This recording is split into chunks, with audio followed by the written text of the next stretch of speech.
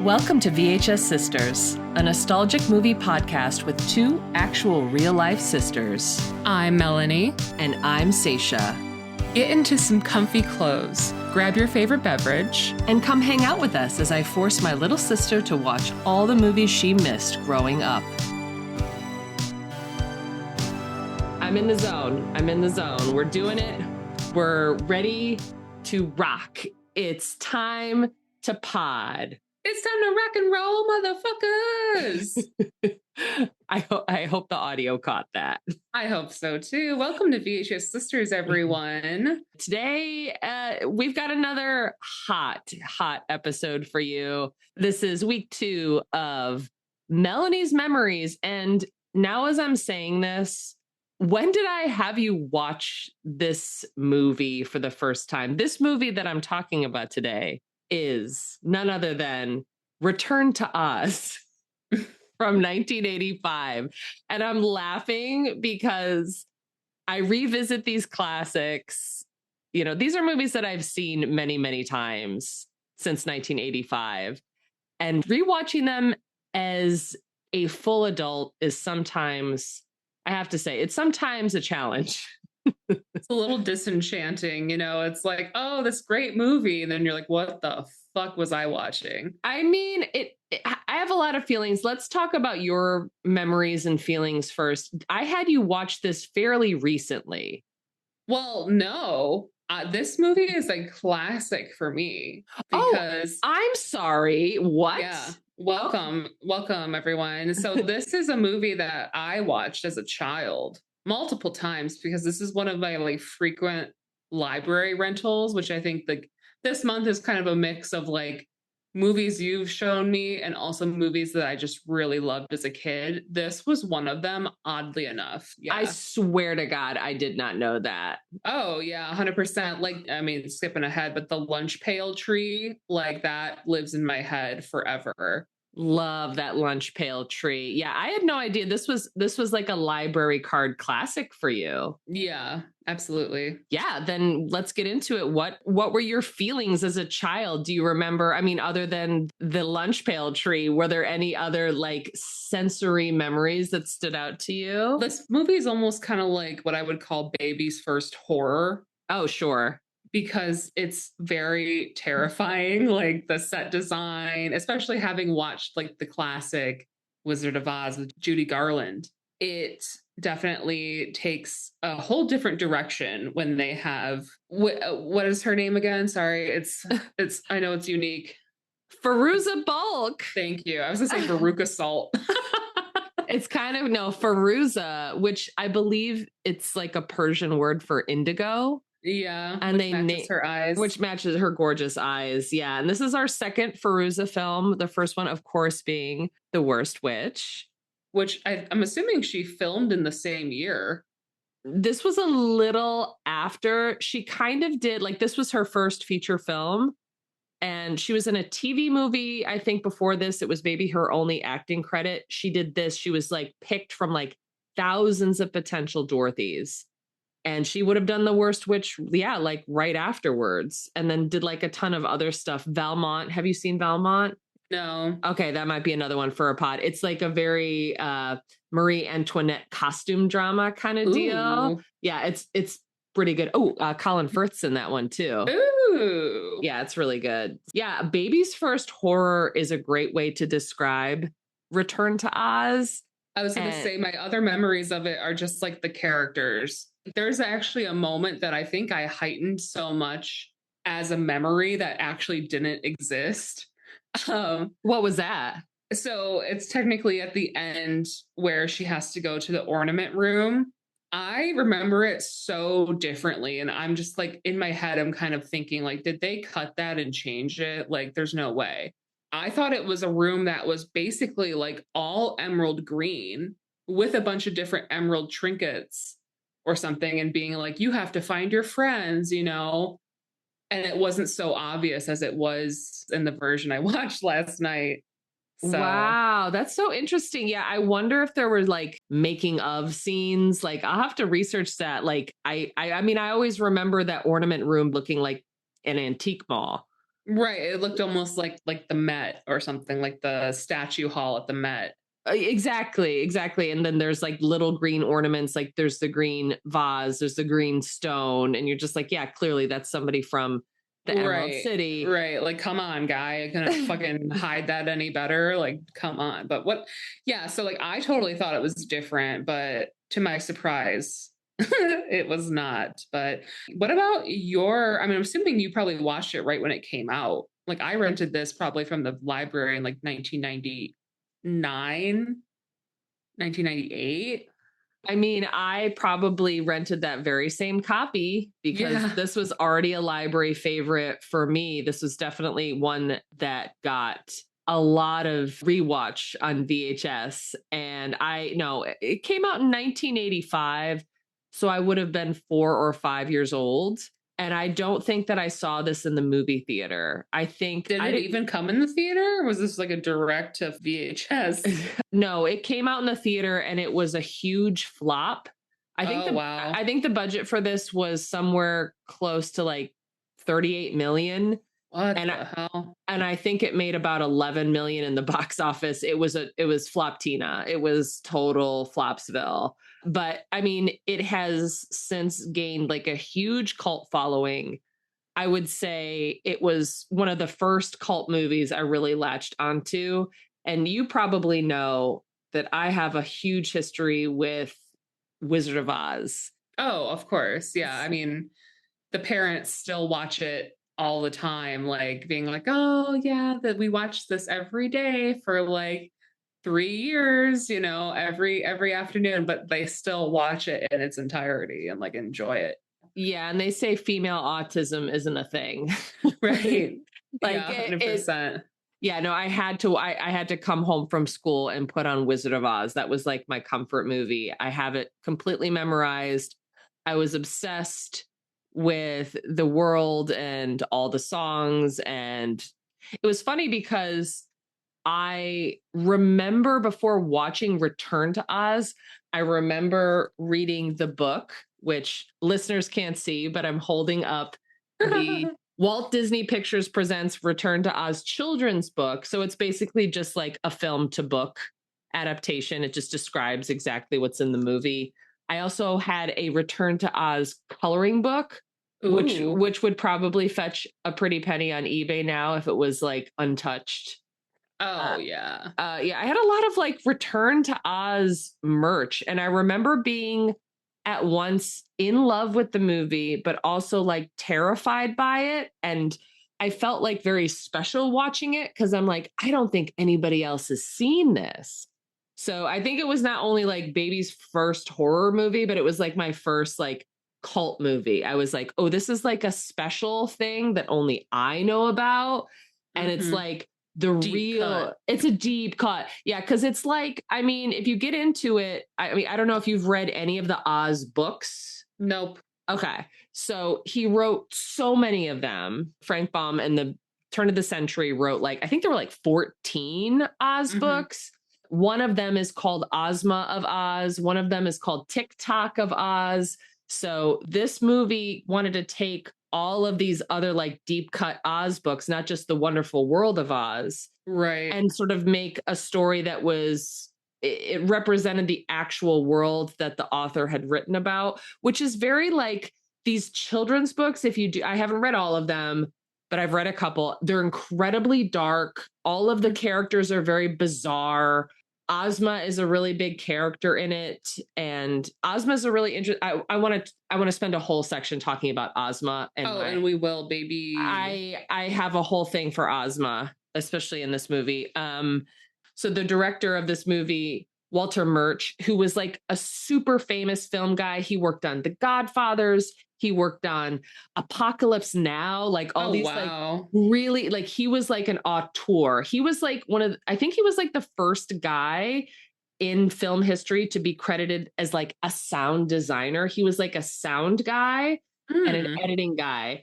And yeah, no, this was like his attempt to like bring the real Oz onto the big screen. And all of like the companions, like the companion design, like the Scarecrow, the Tin Man, the Cowardly Lion, they look exactly how they do in the book illustrations.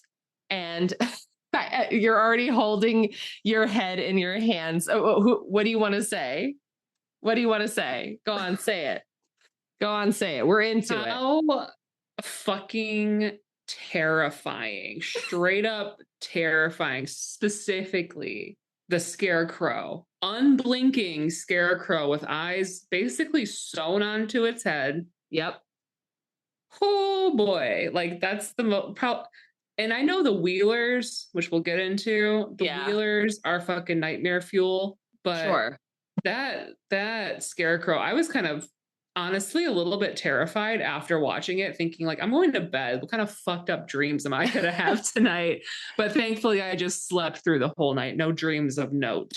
Yeah, it's the Scarecrow. I remember, just touching back on my memories for a moment. Like, I remember being angry at the design of the companions, because again, they wanted to make it look just like the book. So the Tin Woodsman, and he's just like a can on top of a can. And then the lion is an actual lion. The Wizard of Oz, the MGM version, that's like the iconic one that everyone, that's like the template, right? Like, that's the thing everybody remembers. Right. So yeah, like the Scarecrow in Return to Oz compared to like Ray Bolger as the Scarecrow, an expressive dancing human man. And now just blinking. And just blinking. Close the eyes, open the eyes, put the felt on, take the felt off. Do it like Muppet style, man.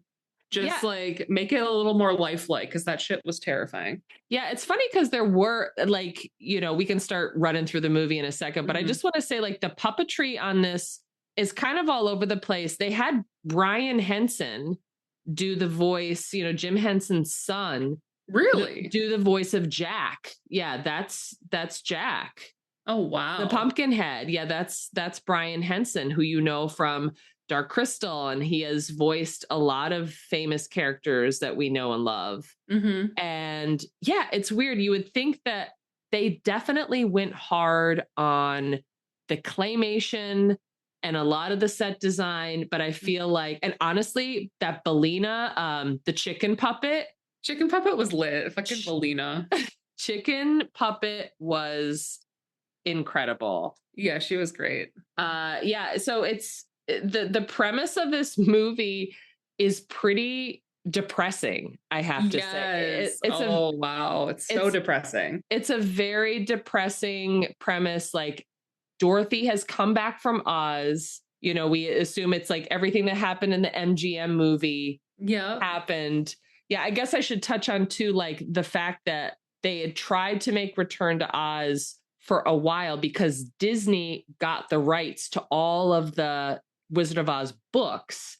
That's why they use all the books as source material, and the world that they're talking about now in Return to Oz, it's like the actual like dark version. It's not like the sunny Hollywood version. So yeah, so Dorothy has come back from Oz like 6 months ago. She's super depressed. She's not sleeping. She's constantly talking about this world that nobody believes exists.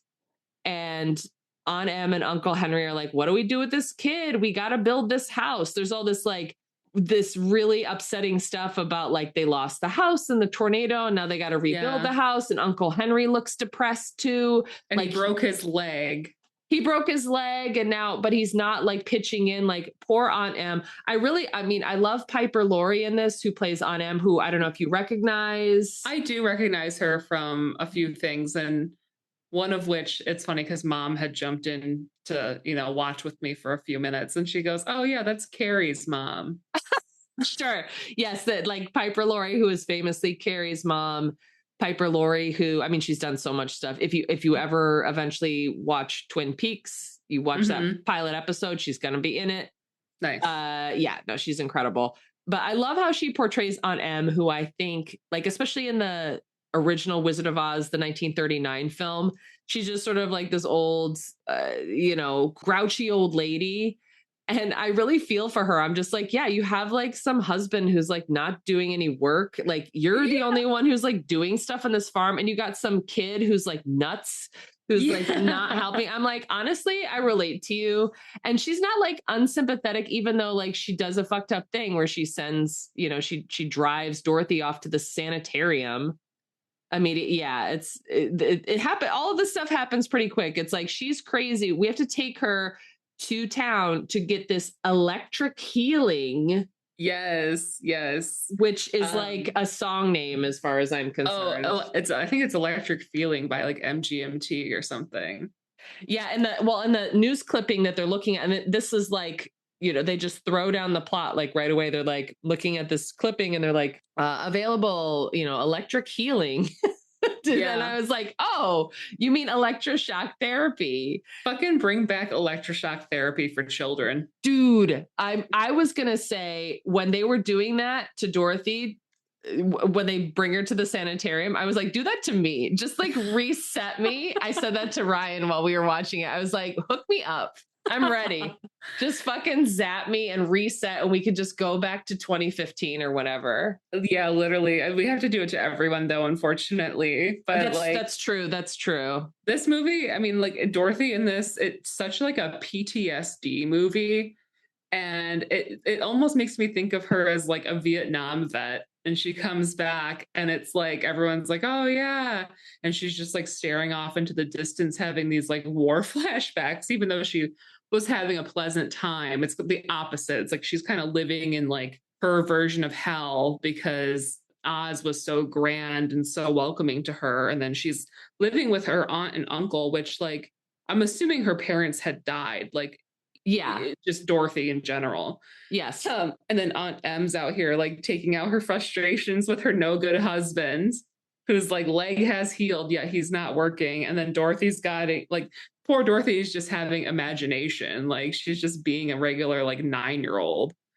Yeah, and I think like one of the reasons I was thinking about this a lot when I was watching this, I was like, I related so much to Dorothy as a kid. I very much saw myself as Dorothy. I'm like, yeah, I don't belong here. And this was like, I mean, it brings up a lot of like childhood stuff because I feel like a lot of like, so, Wizard of Oz, not necessarily this movie, but the original Wizard of Oz is like beloved in the gay community, so much that, we used to call gay men friends of Dorothy.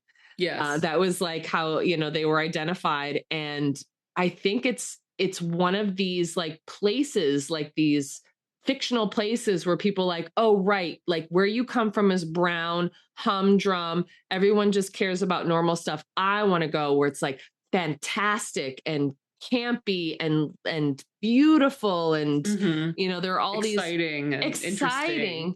Yeah. And it's so funny because like Oz, like well, let's not jump ahead. Let's talk about this mental institution first. Like, but yeah, it's like, I think I just wanted to touch on that really quick because I feel like Oz represents like this beauty that happens because of trauma.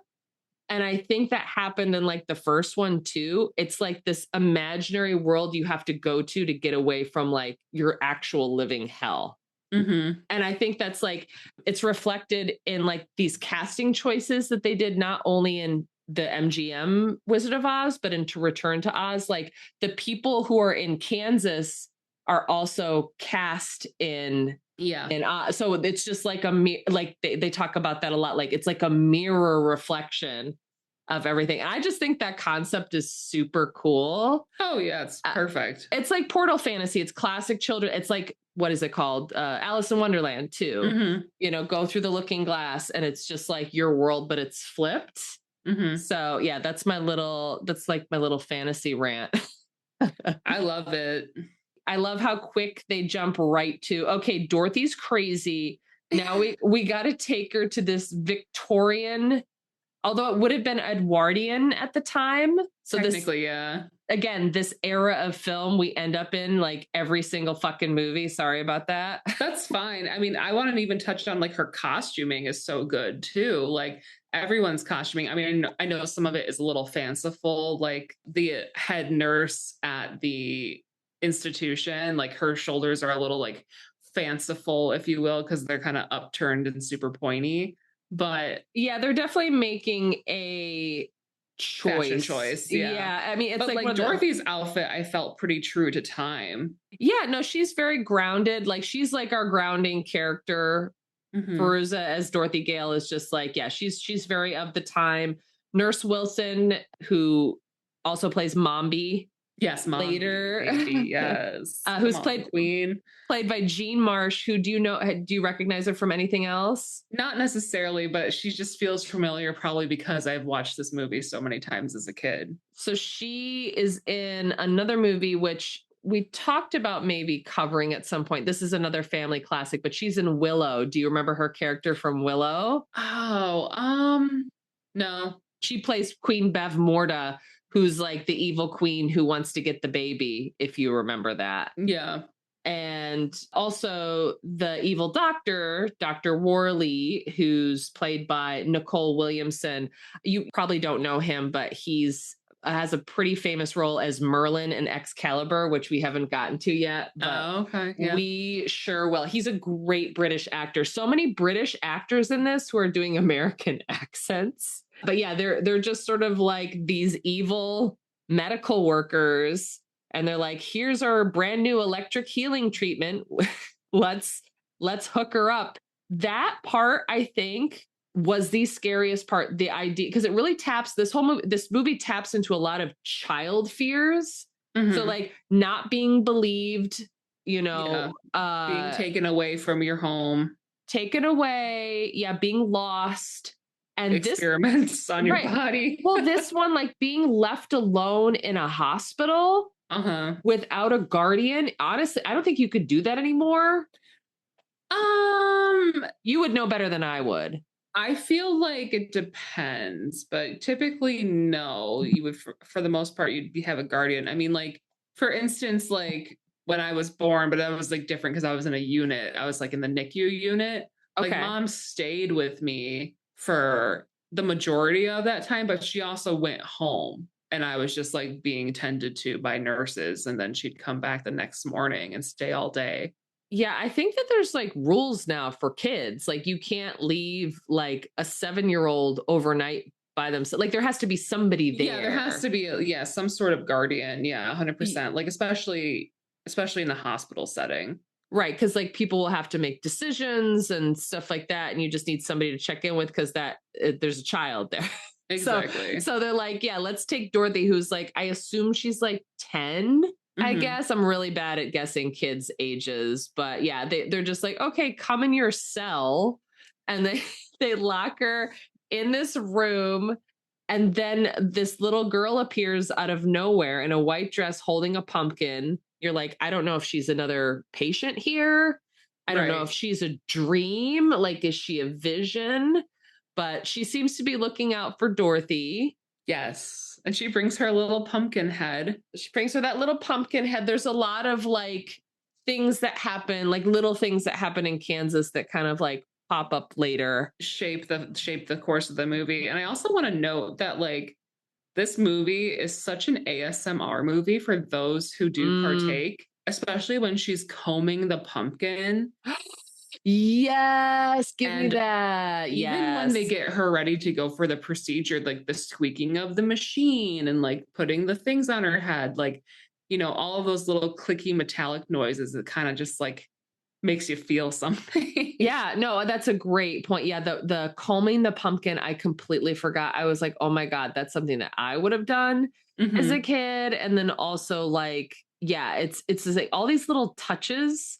It just lends to like this is like one of the eeriest movies you'll ever watch. I think it's just sort of like otherworldly in a sense because it just focuses on these little somatic details. So yeah, even when they're doing something super scary, they're like they're strapping her to a stretcher and like wheeling her in to get electroshock therapy. There's still like, it's scary, but also soothing. She's like, I'm going for my procedure now. Like, I'm going to get this plastic surgery my mom promised me. Yeah, she's like, I'm gonna get my nose done. Yeah, no, it's like, I think Fairuza Balk, I mean, I'm just going to keep bringing her up. She is so good, and you really feel for her, and you just want her to be well, like this whole movie, because she seems to like not be having a very good time. Yeah. They are about to give her electroshock, but it's in the middle of a thunderstorm. I was just like, bad timing, guys. Like, Yeah. if you really wanted to do this, Especially with early electricity, like how right. it's all routed and stuff, I'm sure it would go out all the time. Yeah, exactly. No, it was like, it was very new technology. They didn't, yeah, they were still figuring it out. So the power goes out. Yeah. So the power goes out, and then they're like, oh, let's go check on that. And then they just literally leave her strapped to a stretcher. Well, no, you what happens is you start hearing all of this screaming from like other rooms. Yes. So they have to probably go attend to other patients like in this facility, you know? Right. Yeah. And then of course, like the girl who we find out later is Ozma, frees her, and she's like, we got to get out of here. And yeah, Dorothy, I remember that. Dorothy's like, what's all that screaming? And Ozma's like, it's the other patients who've been damaged. And I'm like, oh yeah, what a fucking line that is. Like, it's really scary. Like, you don't need to show them. Like, movies nowadays show too much, but you can just have that sound of people screaming and just say that. And you're like, all right, I have a picture in my head. We're good. We got to leave. Yeah. We got to get out of here. So yeah, then what happens? I'll let you narrate some. So they are escaping this institution. And as they're running, they're able to like hide through the corridors, which, you know, really leans into like the childlike nature of this movie. It's just like they're just simply like holding with their fingers out like these aprons, and people just walk past them. And then it is a little like Tom and Jerry there for sure. Yeah. And then they go downstairs, and then all of a sudden Mombi, or I want to call her Mombi, but you said Nurse Wilson? Nurse Wilson is her, Kansas name. So Nurse Wilson catches them, and she's like, you.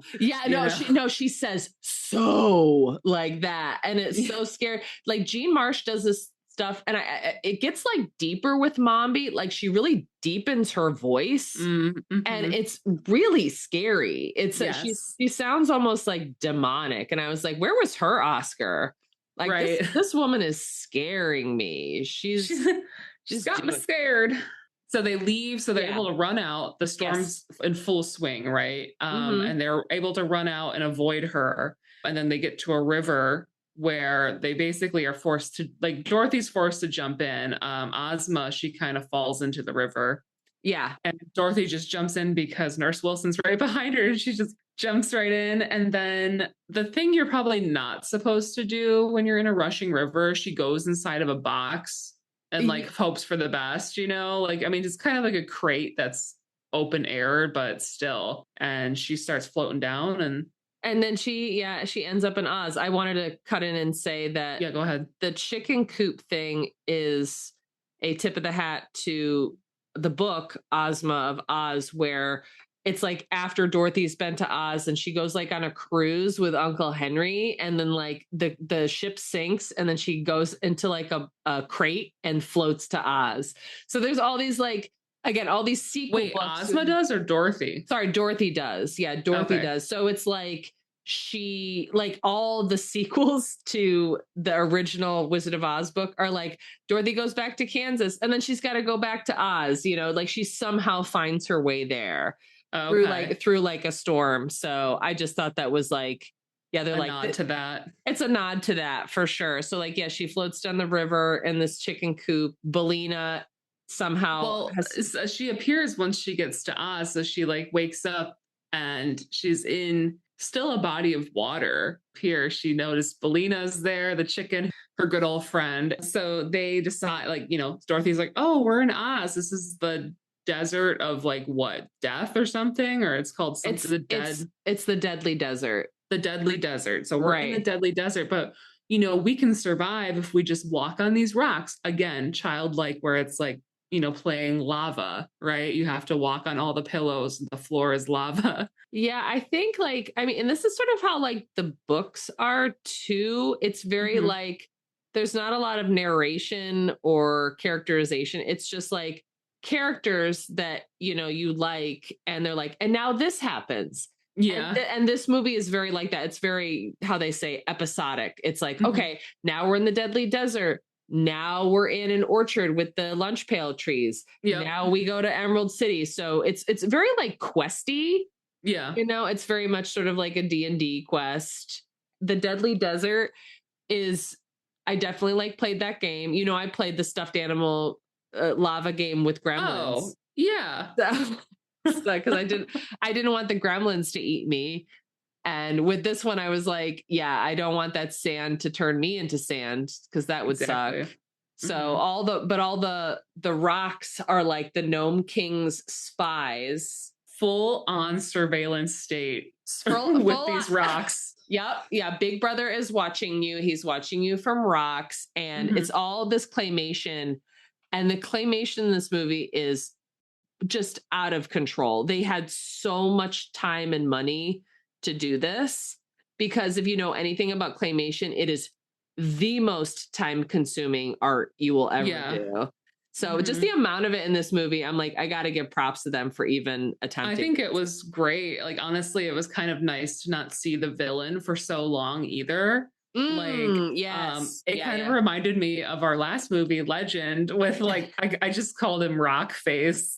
I'm like, Rockface and Gnome King are kind of like Blix and Darkness. That's, oh my God, that's true. Yeah, you have a little like head minion, and then you have the big bad who they kind of save for the end. Like I guess you get like, well, you don't really get glimpses, but you hear his voice. You hear the Gnome King's voice. Yeah, who's also played by Nicole Williamson, doing like more of his regular British voice. Yeah, it really builds that tension. I just remember being so creeped out by the rocks. I was like, I don't want it to bite her foot. Like, it gave me a lot of anxiety.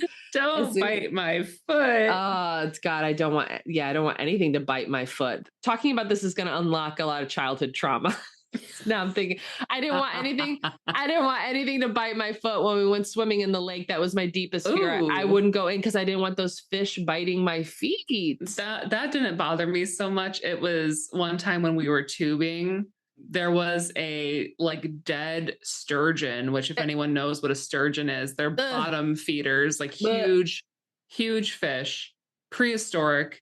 And there was a dead one like floating. And I saw it and I was like, oh, because it was so big, you know? And I'm like, I didn't want that to touch me, but all the little fish, they can bite my feet. It's fine. Yeah, I guess it's like getting a pedicure, you know? Yeah, like those ones they do in Thailand with the fish biting your feet. They do that at the Jersey Shore. That's true. Yeah, I don't know how hygienic it is, guys. Don't do it. But don't do it. But yeah, I definitely was anxiety ridden by that. And then we have like a moment of relief because then she's in the orchard and we get all the lunch pail. Yes. How badly did you want one of those? I literally said that to Ryan while we were rewatching the other night. I was like, I want that right now. A ham sandwich. I'd fucking kill for a ham sandwich off a tree. I'm like, well, maybe not ham. I don't really eat pork, but tuna fish I'll take. Even a turkey. I'm going to get a turkey sandwich. Yeah. How do you pick, is it a red one? Is it a green one? What one's the turkey? I think I would like pick it like fruit, right? You'd want like the reddest, ripest one. And that's going to have the lunch pail with like turkey. Okay. Perfect lunch pail. Ooh. Turkey sandwich, Swiss cheese, some kind of crunchy sprout, almost like a California style. Turkey sandwich on whole grain bread, and then on the side we have well hold on, you're forgetting the most important part. What's the condiment? Oh, you're a condiment girly. Well, if it's a basic ass turkey sandwich, yeah, I'm gonna want either like a mayo, like a good Kewpie mayo, or like a mustard, something of that nature. I was gonna say sort of like a honey Dijon. Yes, mustard. Yes. Okay, and then what's on the side? Pretzels. Okay. I think, as opposed to chips. Because, I don't really go hard for chips. Yeah, I one of my favorite chips is a fucking tortilla chip, if that tells you anything about me. Yeah, you like, we're not like a big, like, Lay's potato chip eater. Yeah, not really. I was going to say it's nice to have, like, honestly, a side of, like, pretzels and hummus, because that's like a full meal. you're good to go. And then on the side, if you're going to have fruit, you can have an apple and then just like a little brownie for fun. A little sweet treat. Just a little, because after the savory, I just gotta have a little sweet. Melanie sent me this meme the other day. It was like something like it was like a mini horse. It was like a mini horse. It's like, I gotta have a sweet treat right after something savory. And I'm like, I guess that's me. It's like the minute you're done eating dinner, you're like forks down. Okay, time to get the chocolate. Yeah, I've really tried to get out of that habit. Now I try to eat fruit first. And then if I still want chocolate afterward, I'll have chocolate. How about you? What's your lunch pail? I mean, definitely biting my style with the turkey. I think I would even do, like, right now, if I'm speaking, because your lunch sounded perfect. Like, that's a great lunch pail off the tree type of lunch that I would want. Yeah, you can copy me. That's fine. I will copy, but at the same time, I kind of like, should I lean into like a roast beef moment, or should I go like a little more veg and go like full caprese sandwich with balsamic vinegar, fresh basil, fresh mozzarella, fresh tomato, and like good olive oil balsamic on a nice baguette. See, the caprese is like, I know people love it, and I am acknowledging all those flavors are good, but to me, I'm like, where's the put beef? A chicken cutlet on it. It's fine. I don't want a chicken cutlet sandwich though. This is like a point of contention with like Ryan and I always talk. I'm sorry. Really? I'm bringing up my husband a lot. I will side with my brother-in-law on this, that a chicken cutlet sandwich is very much a good sandwich to have. But we agree on the point that like most people put the chicken cutlet on too much bread. So you have like a huge, like, we don't want a lot of bread on our sandwich. Yeah, no, I want it hollowed out. Yeah. Yo, scrape that bagel for me. Oh my God. Speaking of sandwiches and hoagies and stuff, how about I just get an Uncle Charlie? Ooh, well, listeners don't know what an Uncle Charlie is. Yeah, I know. Guys, Google it. Google it. Go Uncle Charlie. You can get it at, shout out to Sandwich Bar in Ocean City, New Jersey. We're giving you free advertisement. I can't wait to come see you guys. Oh my God. Yeah. Oh, it's March. Or even their tuna sandwich. Like, oh my God, so good. It's almost, Ryan makes a really good tuna sandwich too, though. He does. Or like a tuna salad, rather. Listeners, my husband used to work at Wawa. So shout out Wawa. shout out Hoagies. Shout out to New Jersey and the state of Pennsylvania in general. Those are all good lunch ideas. I'm gonna have a snack after we're done talking here. I know. I'm like, now I want to know what's in all of the lunch pails in the lunch pail tree. I'm like, are they different? Yeah, that's like, see, it's just like little moments like that in cinema where it just sparks your imagination. It's such a great detail, the way that they're designed, and you're like, wow, she had a little sustenance. You know what it is? It kind of reminds me of a movie that you hate, The Never-Ending Story. Yeah. When he has his lunch and his apple and he's reading the book and he's in like, the attic, in the creepy attic. And the creepy attic. And he's like, no, I have to save this. And I'm like, but if you have food, you can go on an adventure. I think it's important to, like, there's so many movies where you never see people eating. Yeah. And I'm like, especially if you're on a long journey, it's like, you need to, you should, it's like Lord of the Rings, right? You got to show them making stew, eating lembas bread. Oh, the fucking bread. You got to eat that. You got to eat that elf bread. God damn. It's delicious. Yeah. I should make some for real. You can make it. It's basically hardtack. I'm eating it. I don't really care. I just don't want to use any like shortening or whatever. Yeah, no, that's like, no, you can just, I think it's just like flour, water. I mean, honestly, you could just make shortbread cookies. Yeah. I basically do when I make my lemon bars. It's like shortbread base and then like lemon bar goodness on top. How about that? This has been food talk, everyone. Yeah, really. Wow, we've really gone off the rails. This is our 17th podcast. We could just talk about food. I feel like it would be upsetting. We would have to talk very short because we'd be like, I'm just so hungry by like minute 10. Unless we were like eating through the whole thing and then everyone would turn it off because they would hear our munchings and crunchings. Disgusting. But yeah, so like we pivot from this cute scene Right. Very cute. That's very cute with the lunch pails and Belina and all of her one-liners.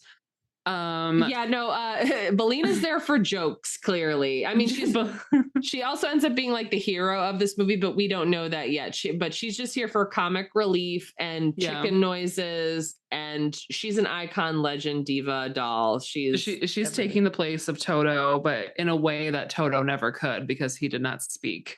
No, like having a friend who talks to you is like so much better. Like an animal friend, you know? Yeah, it's her familiar. And like she's also like her foil. Like Dorothy's very like innocent and like, oh golly gee, you know? Yeah. And Belina's been around the block. She's been in and out of that chicken coop. She knows how life is. She's like the tough talking friend. She's letting you know what it's all about. Yeah, no, she's a good match for Dorothy. So they make their way past the lunch pail trees. They find the yellow brick road. It's all fucked up. It's all torn up. They're doing construction. They're repaving the yellow brick road. They're refinishing and repaving, and they make their way to the Emerald City, which is also a mess. Mm-hmm. Looks like a bomb went off. So I remember as a kid being like, where are all the munchkins? Like, just not understanding why. And everybody's turned to stone. All of her friends are there. She can't find Scarecrow, but she finds the Tin Woodsman. She finds the lion. They're all frozen. There's a bunch of like headless ladies turned to stone. That's really upsetting. Less upsetting than the Tin Woodsman, honestly. I thought his design was also really creepy. Oh, you weren't feeling him. No, not at all. Like him, Scarecrow. I mean, the lion was okay. Yeah, they're poking around the town, wondering why everything is the way it is, and then you hear a little squeaky. Oh, yeah. And she sees graffiti. I'm like, who's spray paint here? What's happening? Isn't it like Get Out or something like that? It says beware the wheelers, or like watch out for the wheelers. That's right. Yeah. And it's like, what's a wheeler? And then describe to the listeners what a wheeler is. Like, what is a wheeler to you, Melanie? It's some sort of amalgamation of it's basically just a human on roller skates, but on all fours. And then they have a creepy mask for some reason. And then there's like some wild guys underneath with pink hair that are like, hey, I'm crazy. I was kind of thinking like they could also join the fire gang from Labyrinth at the Jersey Shore. Wow. Yeah, no, the Wheelers and the fire gang would definitely be friends. The leader of the Wheelers has like a cackly voice. I wrote down, I'm like, they're like clowns, the worst clown, like theater kid, Burning Man, like annoying person you've ever met. 100% Burning Man. This whole movie is Burning Man. Them especially, like the whole, like I could see that as like a Burning Man camp. Like we just go around on wheels on our hands and feet. God, yeah. And I would be like, give me the AK-47 right now. I'm going to clear out this desert. I'm going to fix these problems with some electroshock therapy. That's right. I'm going to put some electric healing on these wheelers. Yeah, they were definitely upsetting. The way they moved upset me as a kid. Mm-hmm. As an adult, I'm like, yes, obviously annoying and still scary, but also impressive. I will say that like the puppetry and like the puppeteering of this movie was really interesting, especially when we get to who's coming next, Mr. TikTok. But like, yeah, the only TikTok you need. That's right. Our Army of Oz TikTok. Because, yeah, she runs into a hallway. She has the key. We didn't mention that, but she had Belina found the key. She's got the key. So she has the Oz key. She puts it in a wall. It becomes a door. And then she finds TikTok. Mm-hmm. And like you said, the puppeteering for this was crazy. Yeah, like whoever was inside of him was like tipped over. Yeah. Oh, did you see some behind the scenes stuff for it? When I Googled a picture of him, that's what I saw is like a person basically with like overall straps, but also like fully doubled over. And then when they would walk, they would just like swing their legs out so that they could walk in that wide stance. And it was just it probably was so taxing. taxing and claustrophobic as fuck. because I'm like, how, like, you have this big metal suit that is like encased and you're essentially on all fours, and I'm sure they like strap you in there, so it's like if you have to get out of there quick, or like what if you have to sneeze or like go to the bathroom, like how do you tell if you people sneeze, your neck is messed up for the next like 3 weeks. you've got a neck spasm that just won't go? You're gonna have to get a massage after. I need one now, actually. I need one now. But I want to mention like my thoughts when I saw TikTok this most recent time is like he really looks a lot like President Theodore Roosevelt. Totally. Because of not only his mustache, but his hat, the way his eyes almost look like they have glasses on, but they're just his little eyes, you know, or big eyes rather. And he's, you know, he was president, I think maybe a few years before the time of this movie anyway. So I think it kind of makes sense that she would imagine this army figure in that way. Yeah. When was the first Roosevelt president? I think it was like 1890 something. Yeah. Theodore Roosevelt we're talking about. Oh yeah. He would have been well, yeah. So he would have just been out of office or whatever.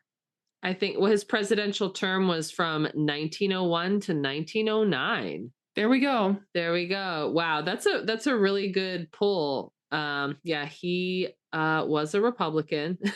Yeah. And yeah, I'm looking at his face right now. And he murdered a lot of animals. He murdered a lot of animals, and he murdered a lot of people Native probably. Americans, probably. Yeah, you know what? Our country is not great. Not a great track record, but here we are. But here we are. Yeah. It's so funny. Like with TikTok, I remember as a kid, like not liking him and not, and like, I was very resentful that he had so much screen time. I'm like, I don't like this guy. But me as an adult now, I'm like, I like him. He's really grown on me. I'm like, I want a robot friend that tells me what to do. I was like, is TikTok just AI? He is. Yes. Yes, like, I thought that too. As anti-AI as I am, I'm like, no, but this is like technology used for good. You make a little steampunk friend. And very like, steampunk. Yeah. This is a very steampunk movie. Yeah. It's like, but it's like cool steampunk. It's like weird. It's definitely like of the time. The design of it is very true because there are like limitations on the system, right? Like you have to wind him up to make him work. In all different areas, like his brain needs winding up, his movement needs winding up, like all of these different things. Yeah, and that's kind of just like very much human nature, you know. Sometimes you've got energy, but you can't think straight, and vice versa. You have a lot of mental energy going on, but your body is just tired. Yeah, I think like there's a line that Dorothy drops later, and she's just like, he's like speaking, but his brain is turned off or whatever. And it's like, that happens to people all the time. I'm like, look at Dorothy reading to filth. Yeah. She's over it. It's funny because I was thinking like with his wind up function, I was like, well, yeah, what if your body couldn't move, but your brain was still going? And I'm just that's like sleep paralysis. Yeah, no, that is. And I've experienced that. And it's the worst thing. Yeah, once Dorothy finds TikTok, I think, oh yeah, like TikTok goes out and he tunes up all the wheelers. So thank God that there's like a strong man around now. Yeah, yeah. And he does like some sort of like steampunk kung fu to yeah, he like does the shoulder grip of death and like has one basically spilling the beans on what's going on and everything. Yeah, he's like the scarecrow. Yeah, he was the king of Oz, and then he got kidnapped, and like Mombi has him, and they're like, okay, now we got to go see Mombi. Yeah, and you're like, who the fuck is Mombi? Who is Mombi? Well, Mombi, let me tell you, honestly, she's my favorite villain of this entire movie. Favorite character, I think, because while she is obviously terrifying, she has such a cool feature that like of when she first meets her, she looks very ethereal, very much 80s queen, like with this crazy cape outfit that's like shooting up with shoulder pads made of like this sparkly metallic material and like gems on her and stuff. She reminded me a lot of like Kate Bush almost while she's sitting there playing her. Is it a lute, I'm assuming, or like a little, she's plucking a violin or something? To me, it sounds like a mandolin. I think it's a little mandolin. Yeah. It's like it's some sort of Aussian instrument because she's very young. She's got curly hair. Like you said, metallic. I think like these spikes coming off her cape are actually metal. Ooh, they look metal. Yeah, I mean, like she is just like in full drag. I don't know how else to describe it. Yeah. There's like she's weird though. Like upon first meeting. Yeah, she's in her autistic bubble. She's just like jamming out, and then everyone approaches her, and she's like, "Oh." She's like, oh, sorry. No. Yeah, so I have to like talk to people now. And like she grabs Dorothy. She's like, come with me. I want to slip into something more comfortable. And you're like, oh, this looks good, but sure, Queen. Like, yeah, sure. Like she's like, you're a girl. You can come with me. It's fine. Exactly. Okay. Two girlies just going in her closet, but she doesn't change clothes. Oh my gosh. Well, yeah. So even before she gets into her closet, I want to say the design of like her lair, which I'm assuming is like the inner workings of the tower in Oz. It's like she's got this like almost like how I mentioned before in that room of the ornament room. It's like the Met, it's very open air, big entryways, very lofty. And then like they go into where her room is, and there's this like full 80s like peak glamour white clamshell style bed or something in the middle of the room. And I'm like, this is like a sex den. This is kind of nice. But then like leading into that, she goes into her closet and you see all the heads on their pedestals, right? So she goes and like, this will do, changes her head into a different head. Honestly, I like it's really fierce. I liked her first head better. Honestly, yeah. I the think second head wasn't bad though. The second gave like head Elizabeth Taylor vibes to me. Yeah, no, both actresses gorgeous. And this is like one of the scariest things is like, yeah, Dorothy gets led into her headroom. They have all eyes on Dorothy, and Dorothy's just trying to roll with the punches here. Yeah, terrified. And she changes her head, and then yeah, I think at that point Mombi is just sort of like, she's like, oh, I like your head, but you're a little too young. Yeah. So let me lock you up in my tower till your head gets older. And yeah, I'm a little more mature. And I had to pause the movie at this point, and I was just like, this is a children's movie that was for children. So we have a lot of stuff going on here. We have body horror. We have kidnapping, grooming, all kinds of crazy shit. And locking young girls away in a castle far, far away from home. Yeah. Trafficking. Yeah. All this stuff, they knew back then the dangers of the world, and they're really trying to warn kids. So yeah, where she gets locked in this dusty old attic, it's just like the never ending story attic full of like dusty old shit. Yeah.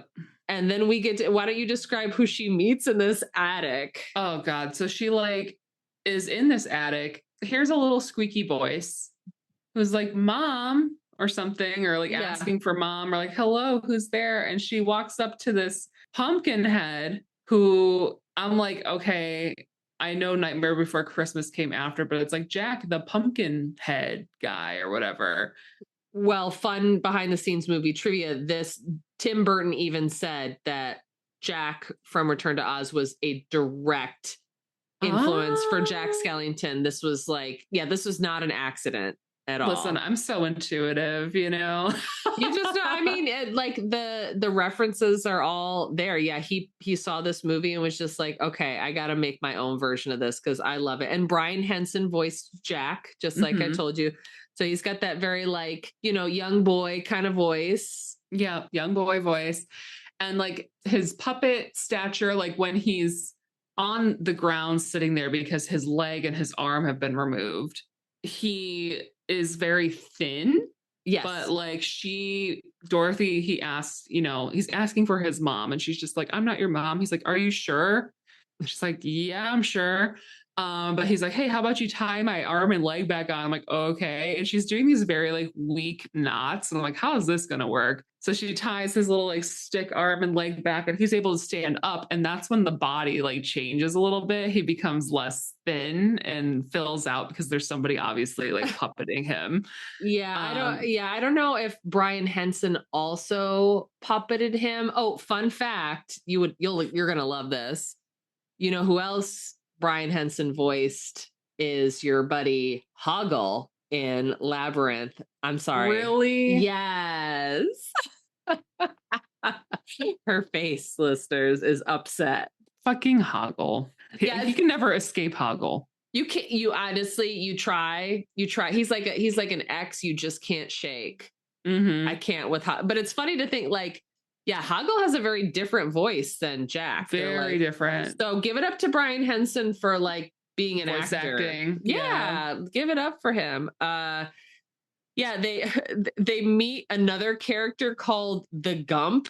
Yeah, just the Gump. There's one in Legend too. The right. Gump. That's what I say. Yeah, our second movie in a row where there's a character called the Gump, and they make the Gump from a moose head and a sofa and some fucking rope that they find, like little scraps of rope that even Belina picks up, and it's like maybe 8 inches long. You're like, thanks, Belina. And they take her palm trees, like not the palm trees standing up, but like her palm ferns or whatever, takes the leaves off of those and turns it into wings. And so Jack lets Dorothy know that Mombi has a secret she has this powder. Right. This powder that brings things to life. And he goes, it's in cabinet 31. And I'm like, okay, I get that there's like all of this deep psychological like meaning. Yes. And I know that Dorothy was in room number 31 in the mental institution. Oh, good catch. Really so I'm like, catch. What's the significance? And then, it's going to be Halloween soon. Even Ozma says that to her too. So I'm wondering what the significance of 31 is in this movie. Yeah, what is the significance? I'm just gonna look it up right now. Fucking look it up. 31 is the 11th prime number. Yeah, what is the significance? It says in the 1985 Disney film Return to Oz, the number 31 represents a crucial thematic link between Dorothy's traumatizing reality in the Kansas sanitarium and the nightmare-like state of Oz. So it's the cabinet 31. That's the locked room. It's the symbolism of control. The matching number indicates that Mombi and the Gnome King, who controls Mombi, are manifestations of Dorothy's fear of the psychiatrists and nurses who are trying to erase her memories and cure her imagination. So it's just like, yeah, there's all these parallels, all these like symbolism things that like, I think they just put in to tie it all together. Connect. Yeah, exactly. Yeah, make it like people love to find those connections. So yeah, I didn't even catch that with the cabinet and the room number were the same. And also too, I know I'd be catching things, but I was going to say, this is not really a catch, but it's like when Dorothy goes to grab her key, I really love the color of the key, that like almost translucent ruby key. Oh yeah. Yeah. But it's tied on her wrist as she's sleeping. Like she takes her head off, goes to bed, which we all wish we could do. Right. Oh my God. I'd love to put my head in a cabinet and just go to sleep without any worries or anything like that. How great would that be? But also her green manicure is awesome too. Yeah, no, there's a lot of like great beauty things. Yeah, manicures, hair, everyone. Like it's a very LGBTQA plus movie. This isn't an original thought. I've heard a couple people say this, that like Wizard of Oz is a gay movie and Return to Oz is a queer movie. So it's a little bisexual with overalls, it's very that. It's like very questioning. It's very questioning. Yeah. It's very like, do I like this or do I like that? I need 3 beverages to get through the day. Yeah. Kind of thing. But it's definitely like a weird movie in the set. Like Legend was a weird movie. And also, much like Legend, it sort of meanders a little bit. It's a long movie. It's like an hour 45. Yeah, it's almost 2 hours long. It's almost 2 hours long. And I'm like, y'all, you could have, I know you spent like almost 40 million on this in 1985, but you could have just trimmed it up a little bit. 90. Tight 90. Tight 90. Yeah. I'm like, I don't really have the attention span now for anything more. I'm going to try to pick films that are like a tight 90 because we have, we got stuff to do. Although sometimes I watch in waves. I'll watch like the first half and second half. Full disclosure, first time I watched, on this most recent rewatch, I fell asleep with like 15 minutes left. And then I had to rewatch. I had to like watch the entire like last half the next day because it is very challenging. Yeah. So they escape on the Gump. They get the magic powder. That's not a problem. But the heads scream terrifyingly to awake Mombi. Yeah, right. No, they do. They get the magic powder, but they accidentally wake up Mombi. So they have to throw together the Gump really fast. Yep. All the heads scream. So scary. Mm-hmm. Like maybe one of the scariest parts. All of these disembodied heads screaming at Dorothy as she runs. They have to like they do a real quick magic spell. The image of like Mombi's body like bolting out of bed and like not having a head, and like Dorothy has to like run past her. I was like, just kick that over. Just push over her body. Like, get over it. Like, she has no head. She can't see you, really. Right. So yeah, they make their escape. They jump out the window. Mm-hmm. Mombi's upset. And they fly far away. They fly far away, and they eventually make it to the mountain of the Gnome King, our other diva of this movie. Yes. And I can just say the Gnome King is drag. He is drag. He is camp. He is camp. Yeah, all of his little minions are like, she's here. Mm-hmm. But no sign of the chicken. Oh yeah, we didn't mention there's like this running theme of like there's a chicken here. It's bad. They established that in the beginning that like chickens are bad. We don't know why, but the gnomes don't like chickens. Mm-hmm. But Belina is now hiding inside Jack Pumpkinhead's head, so they can't see her. And they go to see the Gnome King. Yeah, how would you describe our diva, the Gnome King? Well, I really love how he gets more animated throughout the sequence of like sacrifice.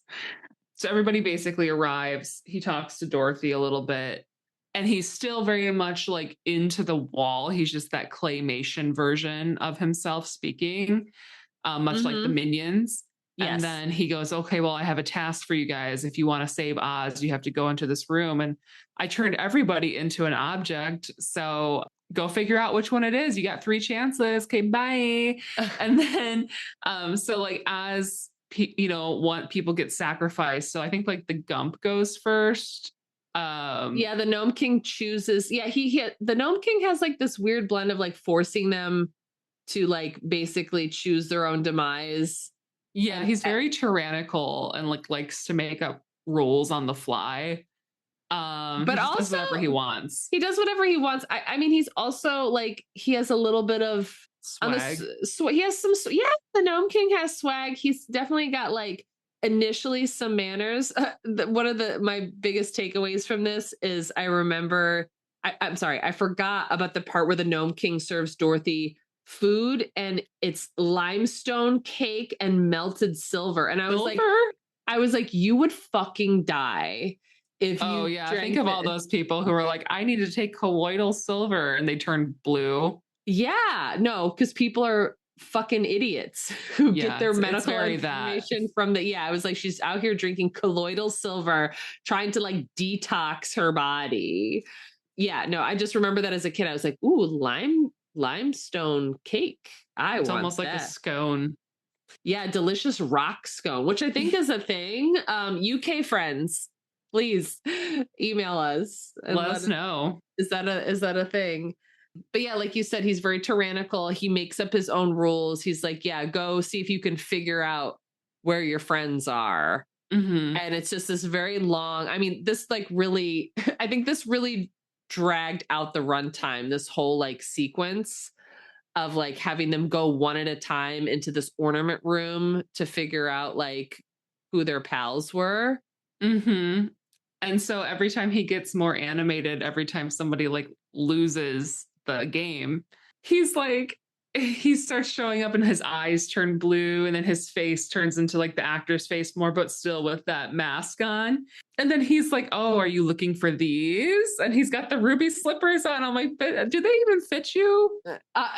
They're magical. I guess, but I'm like, damn, like, I feel like it's just so funny that it goes from like being on Dorothy's like petite, probably like size 6 women's shoe to this man's like size 13.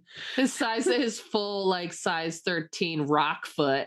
Yeah, he's like looking for these. And it's like, I love how he's just wearing them. I'm like, what are you doing, sir? Yeah. He is camp. He is camp. He's a diva. He's the queen diva. And like, that's the thing. I think he's like, he seems to have this also like antagonistic relationship with Mombi. And it's like, it reminds me a lot of like how drag queens, like old school drag queens used to fight with each other. I guess they still do or can. Yeah. But like ways. In different ways. Yeah. I was just like, ooh, like, no, I'm the head bitch around here. Get off my stage. I love when Mombi, so she obviously rides to go to see the Gnome King. And she's got like this underground tunnel. And she's basically doing this sort of gladiator style chariot with the wheelers driving her in. And I'm like, she is fucking fierce. It's two divas really competing. Honestly, they like couldn't live together, right? Because they're both too fierce. They had to stay in their own areas. So she comes riding over, and like you said, he clocks her, and he's like, "Kneel further, further." She's got her whole face on the ground. Yeah, and he's like, "I'll do something with you," and like locks her up. Yeah, he is like, I think it's the whole thing is the Gnome King is so powerful. So like there's when Mombi comes in later after like everybody's all in the ornament room, and she's like, why didn't you just transform them right away? And he's like, ha ha ha, that wouldn't have been any fun now, wouldn't it? Like he likes games. Yeah. He's here for the drama and the conflama. But she's like, yeah, you could have transformed them all instantly. I think it's a nice way because like if you have a super powerful big bad, and then it's like, yeah, why doesn't he just kill everybody? Why is he not monologuing? And that's why I think like all of these villains, not to bring up the gay community again, but like we love villains because it's not fun if they just kill everybody, but they're allowed to like monologue and torture people and have wordplay and play these little games. And it's, I don't know, it's kind of fun. Like, yeah, him like sticking his little ruby slipper feet out. I was like, get out of here. Twinkle toes. Yeah, he's so dainty with it too. He sticks his little toesy woesies out and he's like, hee hee hee. Do you want these? Yeah, and he's a full-on rock man. I'm like, he's like, you know, not to bring up Neverending Story again, but he's like the rock biter's cousin, you know? Oh God, yeah, really. I mean, like his more smart and college educated cousin. Exactly. Yeah, he grew up in the city. He grew up in the city and now he's gay. Yeah. So yeah, while all that's happening, Dorothy is now in the ornament room. Everybody's been turned into an ornament because they can't guess who the other fellow Ozians are. Although TikTok was smart and was like just pretending to be wound down. He played the long game. You know, he is like saying how much he cares about her and he cries like a little like oil tear. I was like, I love this guy. I just want like a little, you know, I try not to be a collector person, although I could very much be a collector person, but I'm like, I just want like a little TikTok mini statue. It'd be so cute. I love the parallels too with like the original Friends of Dorothy and like essentially the remakes with Jack being basically like the Scarecrow, TikTok being the Tin Man, and the Gump being the Cowardly Lion. But TikTok, I think he really serves as like, because kind of the Scarecrow and Dorothy in the original, I feel like had a tighter bond because they found each other first. And technically she does find TikTok first, but he basically like creates a more like paternal figure bond with her instead of like a friend, like he's really watching out for her and thinking of her best interests at all times. Yeah, I think in the original MGM Wizard of Oz, like with the connection between Dorothy and the Scarecrow, I think they wanted that to be more romantic. Yeah. Because like she was supposed to have a crush on like the field hand guy who was in Kansas, right? Like his human equivalent. But I think somebody, I mean, good for them. I think somebody at MGM was like, she's supposed to be a literal child. Let's maybe not do that. Although I feel she was fully like, what was she was 16 or? I think she was 16. Like it still wasn't crazy, but still like, yeah, it was just a little, they didn't want to go there. They're like, this is too much. But I'm surprised. It's definitely though, like implied. Like I always felt that in the original Wizard of Oz, I was like, oh, her and Scarecrow got something special that the other guys don't have. I mean, let's face it though, in the MGM Wizard of Oz, he was the only straight one. Yeah. I mean, Scarecrow, in my mind, he's canonically bisexual. Yeah. He's got very bi energy. Tin Man is gay, fully gay. And Lion somehow gayer. So he's like beyond gay, like a queen, like a gay plus. So he's gay pro max. Gay pro max. He's a gold star gay. He has never ever touched a woman. Oh no. So yeah, you know what, this movie, yeah, it's for the gays. So yeah, it's, how do I get back on track with this? I'm sorry. So TikTok has her best interest. He basically forces her to come into the room while he has another guest left. Right. And so he goes, well, now you'll see what I turn into so you can bring me back. And she doesn't even guess because the light flashes when he does guess.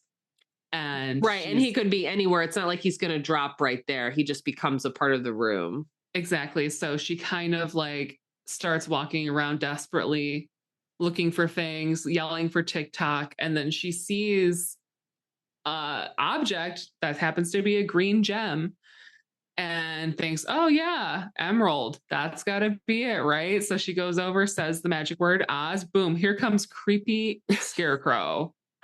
His entrance is so upsetting. Dorothy. Yeah, like screaming that at the top of his lungs, his stupid frozen face. I was just like, you know what? Make him back into an ornament. We're good. Turn him back now.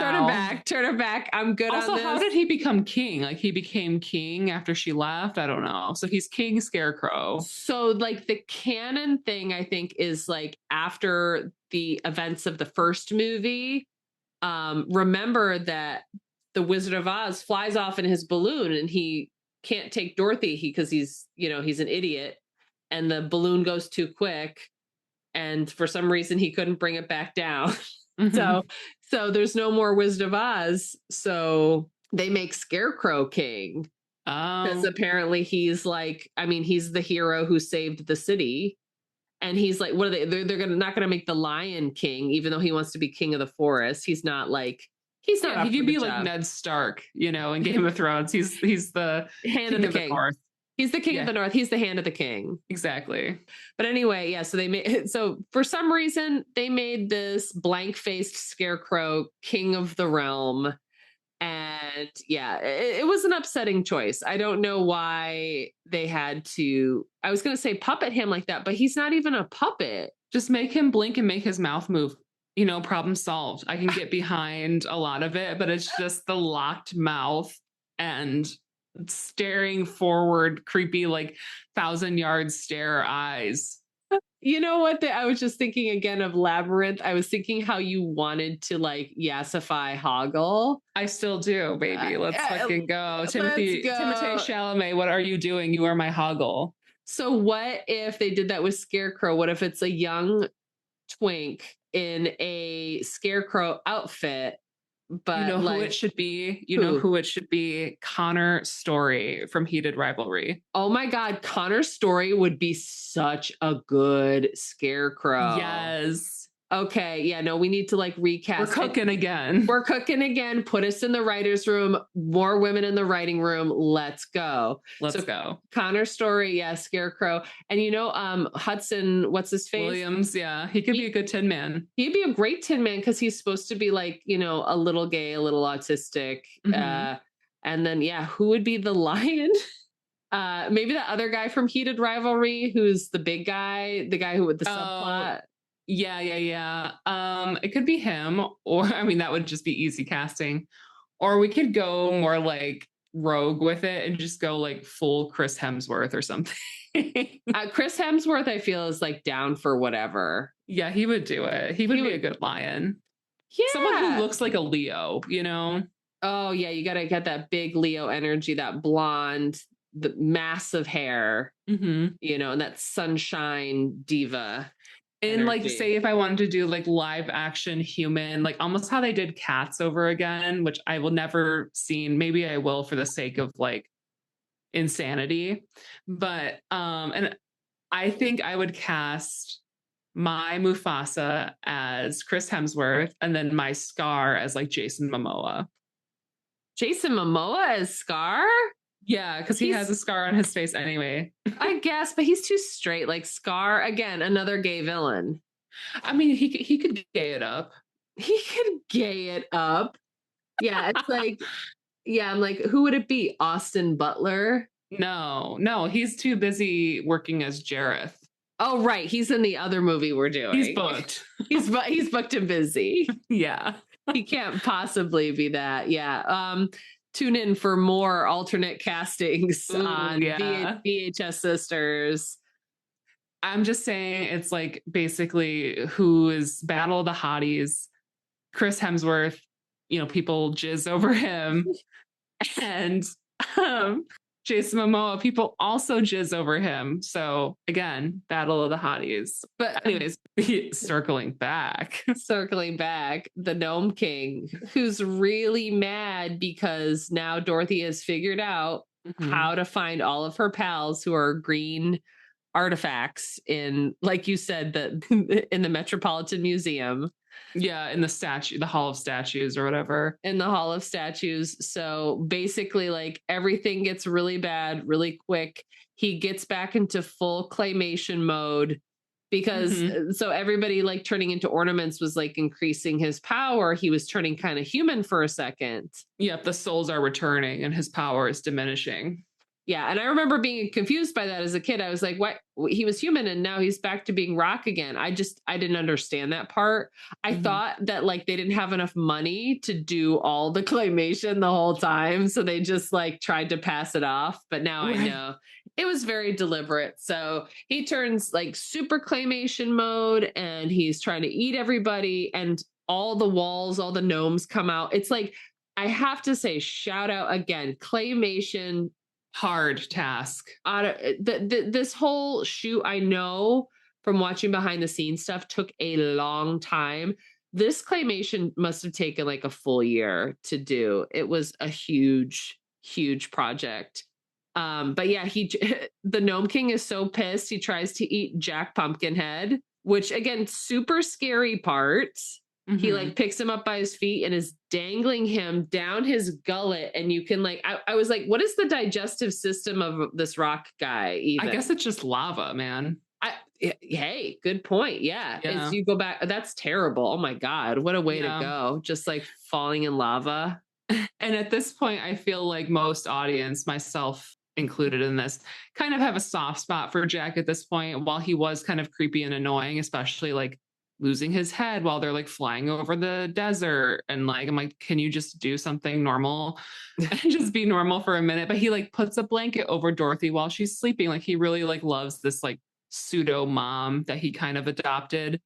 And, he's getting dipped down into the Gnome King's throat. And you're like, no, Jack, no. And then you realize, cluck, cluck, cluck, who's in there? Miss Bellina. And Miss Bellina happened to have laid an egg. And the Gnome King swallows the egg and starts freaking out.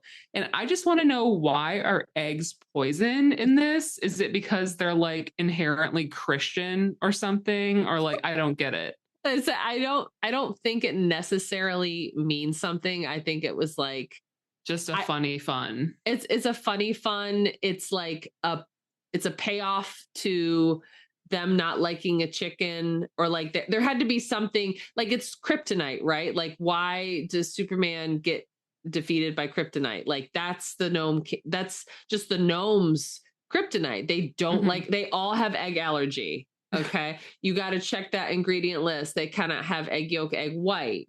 That's actually tough. More people are allergic to egg white than the yolk. Fun fact. So like so a lot of people who have egg allergy, like if the bread is like glazed with egg white, that can like kick off terrible allergy. You really got to be careful. So yeah, it's like that whole scene, the claymation, his face just like crumbles and he's like, I ate an egg is poison.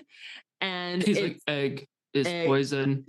Yeah, all the voices are so good and so crazy. Yeah, Belina saves the day by finally laying an egg, so good for her. That's her character arc. You know, she was really stressed out, and then, you know, in her moment of stress, she was able to produce an egg. And yeah, at that point, the Gnome King's defeated. We got Mombi in a little cage. We get like a glimpse of like Oz resurrected. Oh, right, because Dorothy gets the ruby slippers from the Gnome King. She's able to put them on and make a wish. And she wishes for everything to go back to normal. And it's like instant. It's like, yay, everything's fine, guys. It's been almost an hour and 40 minutes. Yeah. Yay. We're back. We're back. And I do think you get like a glimpse, like in this last like Oz scene, you do get a real glimpse of like what the vibe of the books is, which is like very, how do I want to say it? Like weird, but also like communal or like beautiful, and like everything's green and gold, and it's like quirky, but also kind of regal. Yeah, we finally get the reveal of full Ozma. Yes. We realize that's the little girl from the sanitarium earlier. We saw her a little bit in Mombi's palace. Yep, hiding in a mirror. She was hiding in the mirror because she got put there by Mombi. I just like that scene. I don't know why it affects me so much. Like whenever it's the score of this movie too. It's really affecting. It's really emotional. And I feel like I think about Ozma as a character and I just want to cry. Yeah. And like, I find her so beautiful. And like, she is, I mean, there's a lot of controversy about this, but she is also like canonically like the first trans character that was ever written.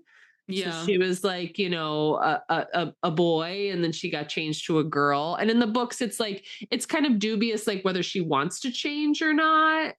But it's like, I don't know. I'd like just seeing her in the mirror. I was just like, something about it, and seeing how beautiful she is in that gown. It just made me very like, I get a little teary every time. I'm like, she's just the girl in the mirror and she wants to come out. She wants to come out. I love it. And like, I think there's such an interesting quality to her because the actress who played Ozma, Emma Ridley, she's the girl in the hospital, and Princess Ozma, they changed her voice because Emma Ridley is British, like most of the people who worked on this movie. And it was all shot in Britain too, even the Kansas stuff. Everything was shot. Wow. So that's why it also has sort of like a weird, otherworldly, bizarre quality to it. It's like, that's not quite what Kansas looks like. Right. Honestly, there's too many hills. It's like flat. Like Kansas got no roll to it at all. So they probably shot it like outside of Elstree Studios, which is where they did all the interiors. Oh my God. I think it was the director's daughter who did the voiceover for Ozma. So it's weird. It's like she speaks and it's almost like her voice is like to somewhere else. Yeah, it sounds like it's somewhere else. And yeah, I love her. What did you think of Ozma and her beautiful princess outfit? She was definitely like the angel of the entire movie. I mean, it's Dorothy's movie, but I really felt like I wanted to see more of Ozma and have her like in her own thing, or like maybe her like background of like helping Dorothy along the journey or something like that. Like, yeah, she was a character that I felt like deeply connected to because obviously she was so like caring towards Dorothy and being a good friend, like I am known to be. Sure. Ozma's a real princess. Yeah, you're a real girl's girl, you know? Mm-hmm. And so I really enjoyed the performance of her. And I thought she was just so like very, very beautiful. And I did do like a little research about the whole, you know, her potentially being being a trans icon, literally. Right. Because I believe from what I read, it was like she was a princess, but in order to protect her identity, she became a boy. Yes. And then had returned into the princess. And obviously, like that got her caught and like thrown into a mirror. But yeah, I thought that I would love to see more of her in this. So yeah, I was only disappointed by that, but everything else really enjoyed. Yeah, no, there needs to be more of Ozma. There needs to be an Ozma spinoff. Yeah, like seeing her at the end is really satisfying, and like the theme that they play really got me in my feels. And then like, you know, when she's like, "Oh, I can send you back to Kansas, but like if you ever want to come back here, or like I'm going to be checking on you, I'll be checking." I was like, girl, I would love a friend to check on me. Mm-hmm. Can anyone just like see how I'm doing? Just like ask me if I want to get out of here at any point. Right. Yeah. Like she has to say goodbye to everybody in Oz again, but it's not like a forever goodbye. So I like that open-endedness to it. Like, whereas Wizard of Oz feels a little more final. It's like, okay, I got to go back home and leave you guys here forever. Marry this guy that I have a crush on. Wait, what? Like, you know, like marry like the field hand, aka the Scarecrow. Oh, right. Yeah, no, I got to go back and have like a traditional life, an inappropriate marriage like they had back in those days, where like a 16-year-old married a 25-year-old man. I would say even older, like a 40-year-old man. Sure. Yeah, absolutely. Yeah, no, and Return to Oz, it's definitely a little more like it's bittersweet. Mm-hmm. At the end. And yeah, just that scene where like, yeah, she's back in Kansas, you know, Aunt Em is like everybody at the sanitarium has like gone to jail. Sorry, the doctor's dead because he burned up because he tried to save his machines. Yeah. Yeah, he tried to save his machines. The lightning storm burnt down the bad hospital. I think Aunt Em says like everybody else was good except the doctor. I'm like, what happened to all those damaged people? Did somebody find them? They're out here running around. Well, now that's now you got a different problem. But yeah, and then Nurse Wilson is being like taken off to jail because, you know, she did some unethical experiments. Mm-hmm. And she's back in Kansas. And Aunt Em has got a little pep in her step. You can tell her and like Uncle Henry have like, they definitely like fucked, you know, or something. Yeah. He hired a crew to help finish the house. Yeah, he's like, honestly, he's trying to be a better husband. He had his moment and now he's trying to like be more present. And he's really relieved to see Dorothy's okay. Like Toto finds her. And he's like, it's Dorothy.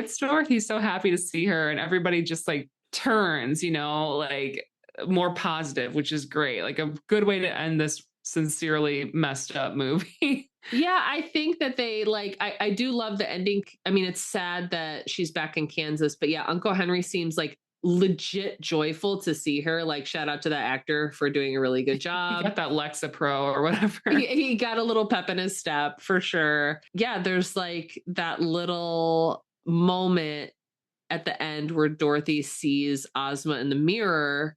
And again, like, I was just like, why am I getting so emotional? It's just your friend in the mirror. And I remember it's her imagination. Yeah. I mean, I remember doing stuff like that when I was a kid. I would have mirror friends because I didn't have any siblings or friends growing up for a long time.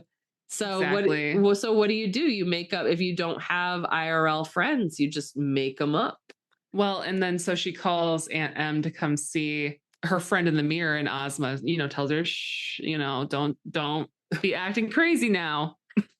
Right. We just got you out of a lot of shit. So tighten up, Missy. Yeah, like that's the real lesson of this movie. Like, you can be crazy, but don't tell anybody.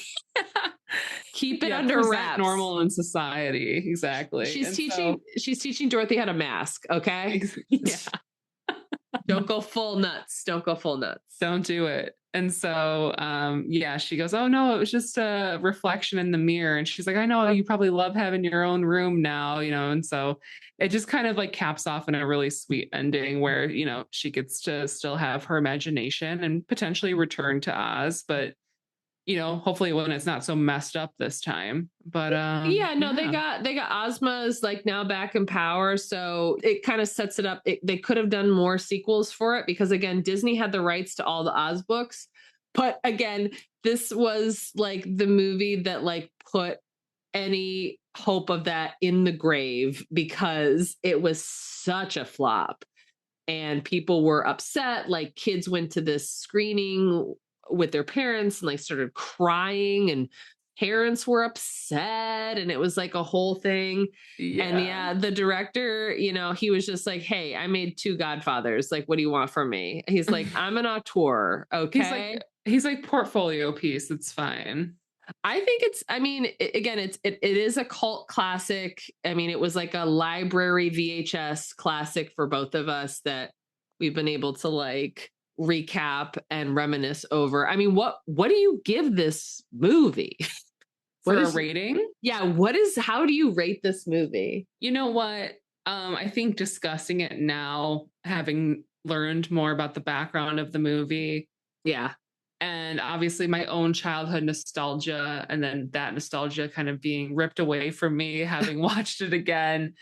I'm going to give it like a C+, B-, because it does introduce a lot of interesting concepts and like new characters to the realm, but it took forever to get to the plot point. And you had like very little payoff in the end, like not enough time in Oz, not enough time with Ozma. Connecting with your fellow friends that you met the first time, like we didn't get to see a lot of that, so I felt it was a little rushed and some stuff could have been had picked up the pace a little bit. But yeah, it was a good movie. I mean, it was all right. It's all right. I mean, I feel like really bad rating it anything lower than a B. I'm gonna give it a solid B, fully realizing that like it is colored by nostalgia. It probably deserves, like you said, a C+ or a B-. Mm-hmm. But I feel the things that elevate it to a solid B are honestly all the women in this movie. Yes. So Firuza, Ozma, we have Mom B, all the like everyone's really doing it. It's a very like, honestly, like other than like TikTok, is there any like dude energy in this? Like not really. It's really kind of like a girly, it's like a dark girly movie. It is. It's a goth girl. Even the Gnome King, honestly, a queen. He's a queen. And I mean, I guess you could count perhaps the minions, like the gargoyles or whatever of the Gnome King or the gnomes. Yeah, but they're all just sort of like, I don't know. Yeah, like they sound like guys, but like it's the same thing with the Wheelers. They're sort of agender in a way. They're just like no, not them. They're basically the backup dancers in Rocky Horror. Oh, I just want to say too, real quick, like at the end when they have the big party in Oz before Ozma comes out, there are Wheelers at the procession, and I'm like, why are the Wheelers here? They were like evil, but it's okay now. Right. Like, okay. Like, we should banish them, We should banish them or send them to a prison or something. Like, they're throw them in the deadly desert. Well, this has been great. This has been quite a yap, I have to say. I didn't think we were going to talk about this one this long, but I feel like I always think I'm like, this is going to be a 45-minute podcast. Sorry, listeners, this is about to be fully an hour and a half. And we're so glad that you made it through to the end with us. Yeah. Again, always welcome to give us a shout out. Email us, hit us up on the Instagram. No TikTok, though. Only TikTok we need is that in the Return to Oz. Oh, I need my beautiful steampunk boy. TikTok. I'm a little round boy. My little round boy. Oh, let's just last thing. He looks so good when he's all like scrubbed polished and gorgeous. Like what a huge payoff. He's the masculine energy. You said besides him, right? But I said besides him. Yeah, no. TikTok he's like a good version of Theodore Roosevelt. You know, he's that strong steampunk energy. Yeah, he's that industrious. He's industrious. He's the future, honestly. And he's the only robot friend you should use, honestly. Yeah, minus my robot boyfriend that I'll hopefully get to develop in the future. And with that, we'll close. Hit us up next week. We're going to have another classic for you. This one's going to be, if you thought this one was about trauma, the next one, we got even more childhood trauma for you. So buckle up and we'll see you next time. All right, guys. Bye. That was low. You gotta go, bye. Bye. Wait, one more time. Go. Bye. Thank you so much for listening to this episode of VHS Sisters. We hope you've had a fun and cozy time. Please consider liking, leaving a review, and following us on your podcast platform of choice. If you'd like to chat with us, please email us at VHSsisterspodcast@gmail.com. Love you. Bye.